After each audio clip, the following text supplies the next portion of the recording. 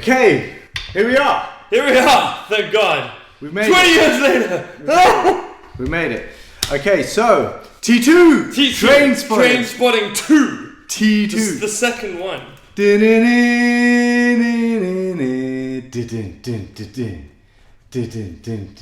What is that? T2.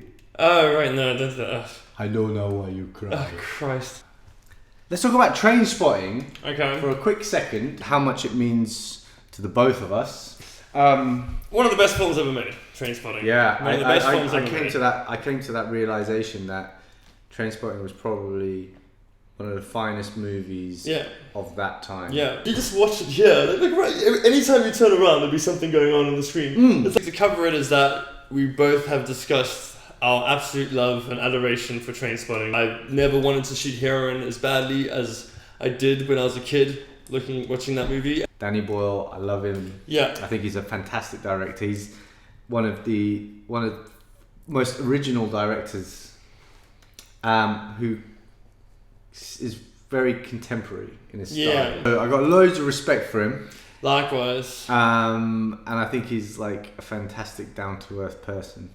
Even though I've never met Last time I spoke to Danny, he was a a chill dick. dude. Danny's a chill dude. I thought about this. I wanted to start by saying it is one of those films where it feels like it was done for the right reasons, where everything kind of aligned in the same way, in the perfect way, because it was the same writer, because it was based on porno, which is which was the novel sequel to Trainspotting by Irvin Welsh, and then same director, same cast.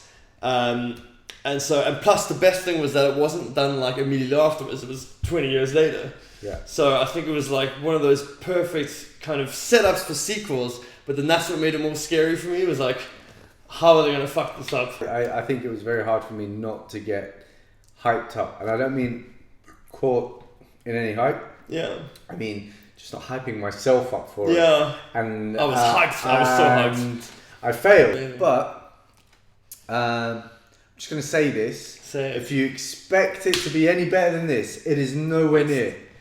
I'm just going, no, it isn't. I'm going to be honest to myself. It is nowhere near as good as Trainspotting. But it's... No. I disagree. No, it's not. I think it's... But look, I'm just going to say that my honest opinion was that the film... And I don't fault the film. I don't fault the story. And I don't fault the characters. And I don't fault the directing. I think it's just... Mate, we're old now. Yeah. Okay? Getting old sucks. Yeah. Life as an adult is shit. No matter how much you want to spin it, it will never be as good as when you're in your youth. It will never be. That's why and I do give props to the film for acknowledging this. Yeah, it does. It acknowledges the fact that these guys are now looking back at the past. Yeah, the way they dressed up. That's what I liked most about the film. My biggest worry about the film was that it was going to be like trying too hard to be nostalgic.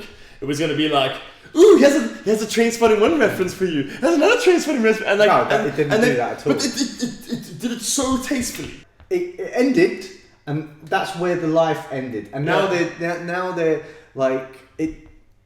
Now they're just old. I'm not saying that the film was... I loved it. I enjoyed it. I enjoyed it a lot. I laughed out loud so many times. I never felt the same way I felt with Trainspotting. No. Like, it just flows. I think it was less clever, it was less dark, but I think it's one of the best sequels I've ever seen. I think it was... Wow. Yeah, I think that's honestly, a big thing, mate. No, because... One of the best sequels? Yeah, because it's an impossible movie to follow up, and I think they did the perfect job of following it up. I couldn't imagine them doing any better than that. But it did so well of not living in the past movie, but referencing it a lot. It made no shame of it. It was like, it knew it was a sequel of a lot to live up to. Yeah, I mean, that things have changed, things have moved on. It's not as fun as it used to be. It's not as reckless as it used to be. Well, that's the getting old part of it. Fine. I mean... How did you feel about the soundtrack? The soundtrack was good. It's like, that's the thing though. This was very... The soundtrack is like the same as the film. It's like, it was good, and they did a good thing of the nostalgia, and the good thing of being like more modern, but without being quite as good. Yeah, but it wasn't modern enough, I don't think. There was a lot of young fathers in it, whereas you kind of feel that there's a bit of a diversity with the first one. This one, it did kind of have a bit more focus on the soundtracks. Like focusing on like one particular artist in general, and then maybe a couple of songs here and there. It wasn't as electrifying. I feel like there was just so much pressure on it. So much pressure on the soundtrack as well as the film. And they did rise to the occasion. They did it so tastefully. They did it. You would cater to all the old school fans by having those nods, but without it being like a repeat of the old film. It had its own storyline. It was its own thing.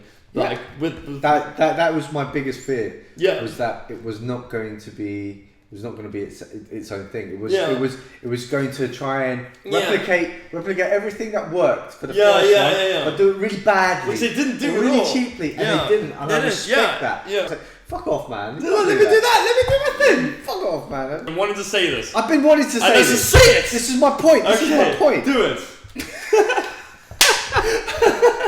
You're such a dick. Ewan McGregor. What about him? He finished Trainspotting. Yeah. And then the whole world opened up for him. It's true that. The guy that left, he was like Britain's most beloved actor. And he could pick and choose whatever he wanted. Yeah. And he went out and he's done like loads of massive films in America. Like what? The Island. Big Fish. Scarlett Johansson, Big Fish. It's great. So Star Wars, and Star Wars, man. Star Wars. He is Obi-Wan Kenobi. He was Obi-Wan Kenobi. He's Obi-Wan From a junkie to Obi-Wan Kenobi. Talk about a success story. Yeah, and the most badass character in any science fiction movie. The most badass character in the most let down part of the franchise. You are the best of the worst. But he's gone and done all this, and he's come back, and he's now this mature, like well-respected actor that you see in front of, and you feel that in his, like, you know, he's literally like he's the centerpiece. Yeah, he's almost above it. I feel like the lot of them, this is like a kind of like team spirit, a family spirit. Yeah, you know, they all wanted to do this. This was all close to their hearts. Editing wise, was really good. I felt the direct Danny Boyle's style was all the way throughout, and I loved that. I loved his punchiness. I loved the characters, obviously. I really enjoyed seeing them again. In their roles. And I feel it was done right. I feel it was done with respect. Absolutely. To the original subject matter. The amount of nostalgia. Was just right. Because you can't like live a life like that and forget about it, as was implied in the film. Overall, I thought it was a fucking great film. I thought it was a really good film. Okay. And I would definitely go see it again. It's nowhere near as good as the original. And it's not the greatest sequel ever fucking made. I never said that. You did. You said it's the best fucking sequel you've ever seen. Now we have the footage and we're going to go back and okay, well, whatever, but you one of the. One of the. Yeah. It's not even anywhere near one of the. That could be like 100. I could say one of the 100. No. T2. Okay, now, the original so T2. There's very few good sequels. My final score is 7 out of 10. 7 out of 10. Interesting. I just wanted to say pretty much everything that's already been said. I thought it was the best they could have done. As you said, it was respectful. I thought it was tasteful. It had all the perfect nods and references to the first one without doing it in like a kind of way. It was like a obvious, like, this is parts of the old film. It was more like a reflection. Anyway, so the nostalgia, the was perfect. The newness of it, its own story was perfect. The way that it embraced the age side of it was perfect. So all in all, I'm going to give it a 9. A 9 out of 10. A fucking 9 out of 10. You give La La Land a 9. It was better than La La Land. Oh, really? Scream 2! That's another really good sequel. That sucks! I see, I was so amped for this review. I thought we were both going to go, high-fiving at how good it was. I thought that film was so good. No. It was literally as good as I could have possibly hoped. Film. Trainspotting 2 Trainspotting perfect. 2, it was a good film, very good film. only I'm not gonna sit there and like No. fucking suck its No. dick and say it's fucking the best fucking sequel. The worst thing about Trainspotting 2 is that it wasn't as good as Trainspotting 1. Trainspotting, 10 out of 10. Trainspotting 2, 9 out of 10. Yeah, so we both agree that it's not as good as 1. We both agree that it's a good film. We just disagree on how good it is. What do you agree with what I said? Do you have anything else to say? No, I don't. You don't? I don't agree. Well, let's just end it! No. I don't agree with everything you have to say. It was an impossible sequel. It's like when someone covers Bohemian Rhapsody. And what they did with it was a miracle. It was a fucking miracle. Let's agree to disagree. As long as you don't fucking hate it, I think everyone should do the right thing. Support this film. Go watch it. Go see it. They need your money. They need it. Okay, so that's good times. So that's fine. That's fine. So tune in again next time, kids, for another episode of Take drugs. Choose life. Bye. Bye. Fuck off. That was really rude.